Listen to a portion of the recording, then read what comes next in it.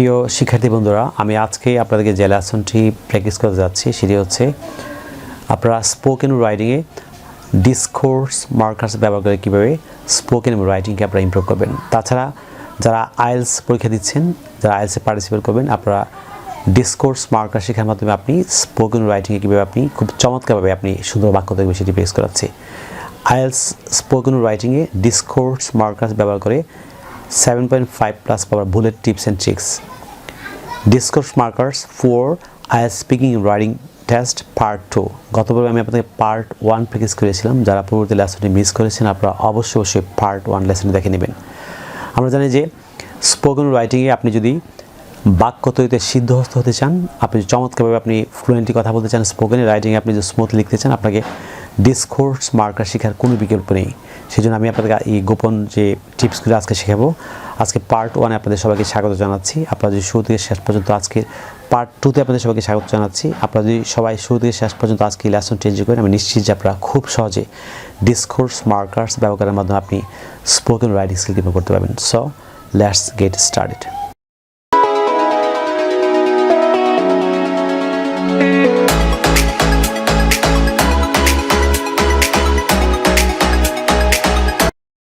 প্রিয় শিক্ষার্থী বন্ধুরা, আমি আজকে আপনাদেরকে examples of discourse markers words without LY, অর্থাৎ এলওয়াই ছাড়া যে ডিসকোর্স মার্কারগুলি আছে সেগুলি প্র্যাকটিস করবো। গতভাবে আমি আপনাদেরকে শব্দের শেষে এলওয়াই যুক্ত ডিসকোর্স মার্কার্স প্র্যাকটিস করেছিলাম, বিশেষ করে পার্ট 1-এ। আজকে পার্ট 2তে আমি আপনাদেরকে শব্দের শেষে এলওয়াই ছাড়া যে ডিসকোর্স মার্কার্সগুলি স্পোকেন রাইটিংয়ে ব্যবহার করে থাকি আমরা সেগুলি প্র্যাকটিস করবো।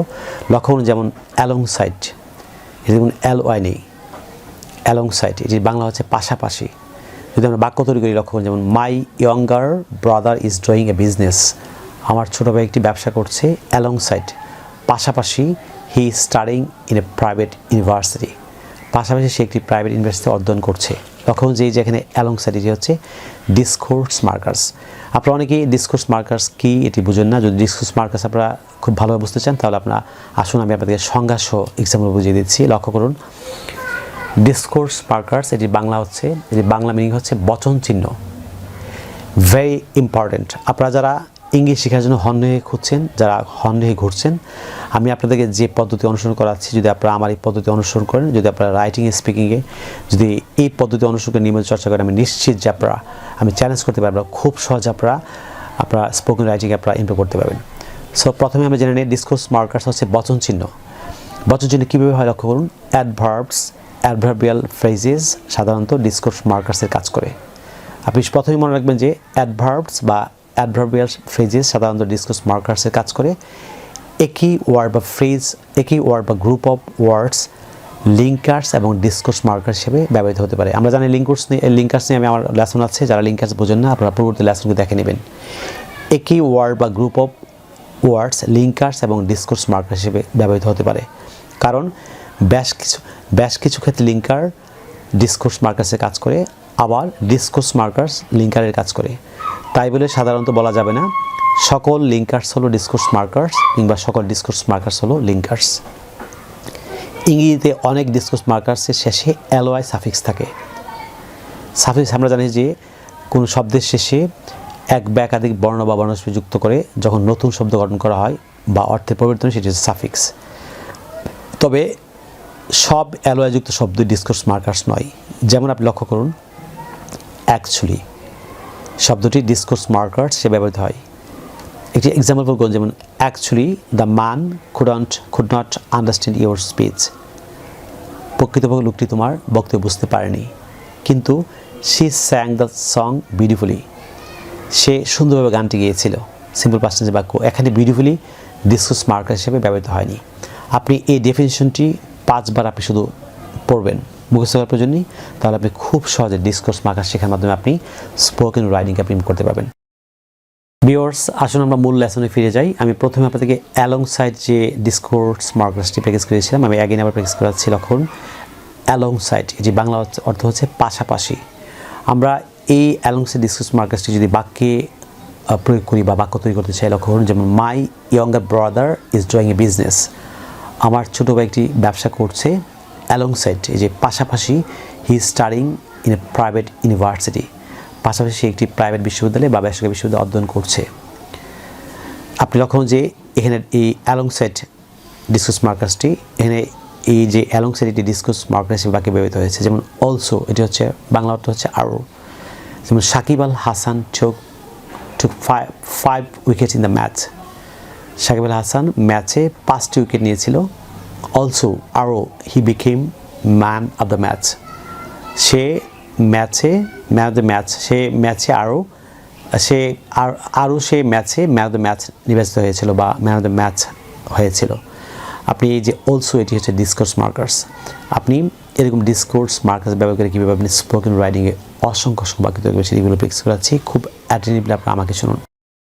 যেমন আফটারওয়ার্ডস, আমরা জানি যে আফটারওয়ার্ডস এই ডিসকোর্স মার্কার্সটি বাংলা অর্থ হচ্ছে পরবর্তীতে বা পরে।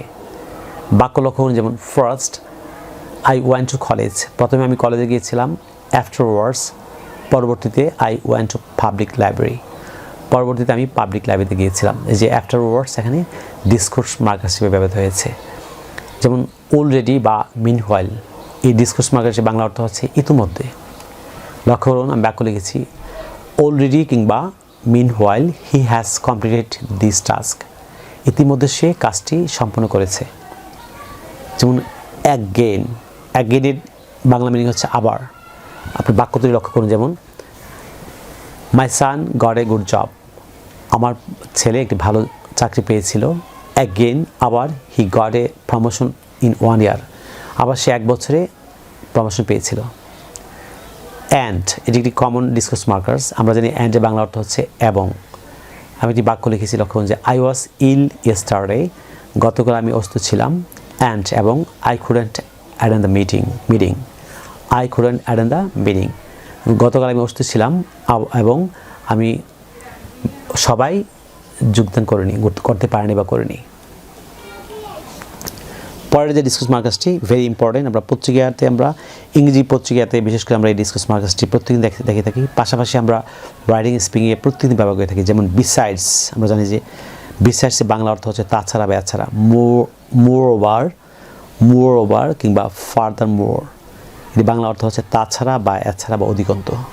এটি প্রত্যেকদিন রাইটিংয়ে ব্যবহার করে থাকি। আমি এখানে এক্সাম্পল দিয়েছি বিসাইডস কিংবা মোর ওভার কিংবা ফার্দার মোর, আপনি 3টি যেগুলো একটি লিখবেন, লিখে he use to study in France and Spanish, say France এবং স্প্যানিশে অধ্যয়ন করতো বা পড়তো। আপনি 3টি যেগুলো একটি all the same meaning, besides বা মোর ওভার বা ফার্দার মোর একই অর্থ। আপনি 3টি যেগুলো একটি ব্যবহার করে আপনি অসংখ্য বাক্য তৈরি করতে পারবেন। আর পাশাপাশি আপনি বিসাইডস দিয়ে আপনারা সহজে বিসাইডস দিয়ে কীভাবে বাক্য তৈরি করবেন বা মোর ওভার ফার্দার মোর দিয়ে এখানে একটি পূর্ণাঙ্গ বাক্য দিয়েছি, খুব সহজ বাক্য লক্ষ্য করুন। যেমন বিসাইডস, আমরা জানি এটি বাংলা অর্থ হচ্ছে তাছাড়া বা এছাড়া বা অধিকন্ত।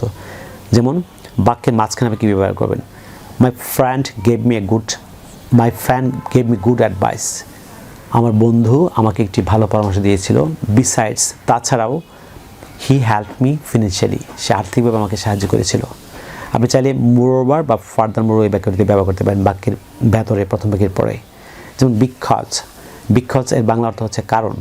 আমি বাক্য লিখেছি, যেমন দ্য মান ওয়াজ ফাইন্ড, লোকটিকে জরিমানা করা হয়েছিল।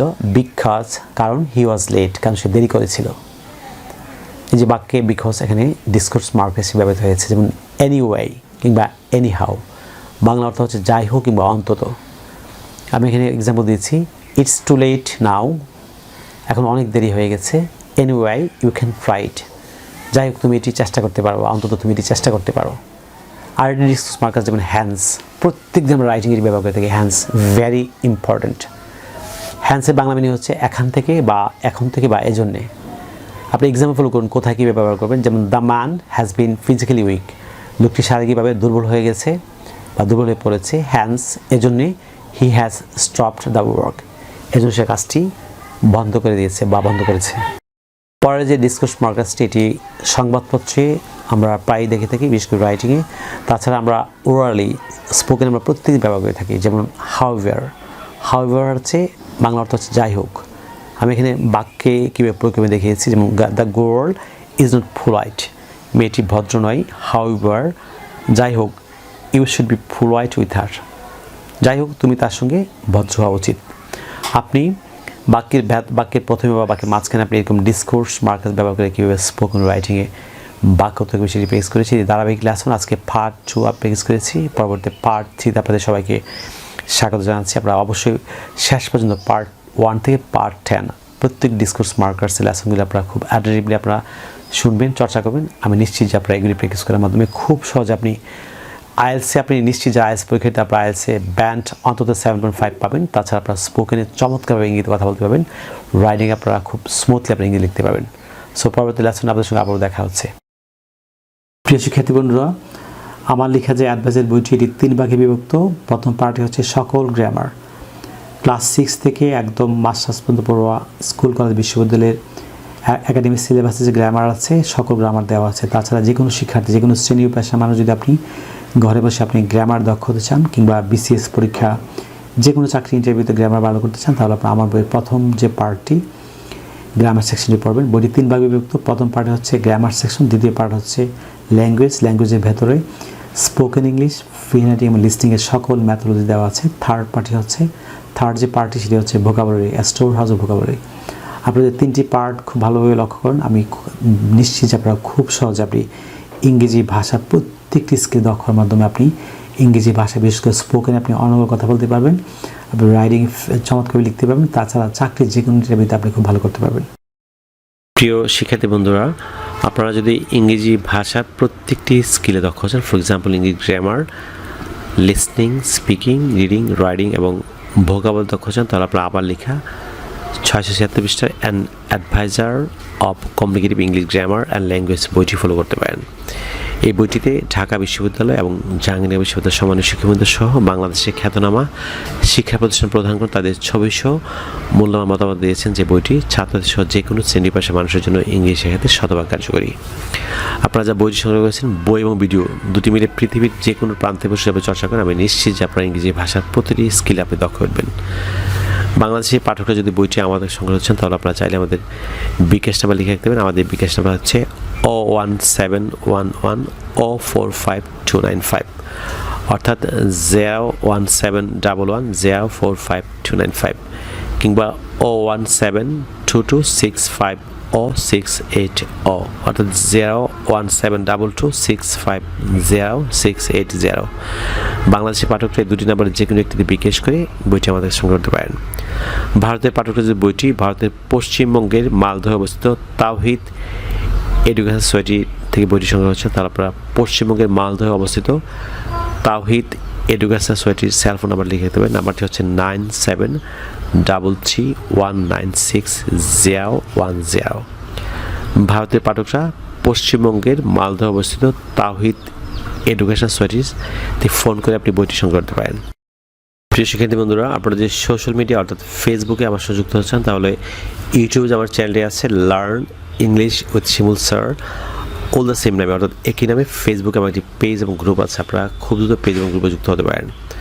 আপনারা যারা আজকে আমার চ্যানেল নতুন কিংবা যারা চ্যানেলটি এখন সাবস্ক্রাইব করেনি, যারা সাবস্ক্রাইব ভুলে গিয়েছেন, আপনারা যদি আমাদের এই পরিবারের নতুন সদস্য হতে চান, তাহলে আপনারা অবশ্যই সাবস্ক্রাইব বাটনে ক্লিক করে চাইলে সাবস্ক্রাইব করে রাখুন। তাছাড়া পাশে যে বেল বাটন দেখতে পাচ্ছেন সেটা ক্লিক করে রাখুন, যাতে আপনি ইউটিউব থেকে আমার পরবর্তী নতুন লেসন সম্পর্কে আপনি নোটিফিকেশন পান। সুপ্রিয় শিক্ষার্থী বন্ধুরা, পরবর্তী লেসন নিয়ে আপনাদের সঙ্গে আবারও দেখা হচ্ছে। আপনাদের জন্য অফুরন্ত শুভকামনা। আপনার সবাই ভালো থাকুন, অনেক ভালো। So no more today, I will see you in another video. Take care, bye by.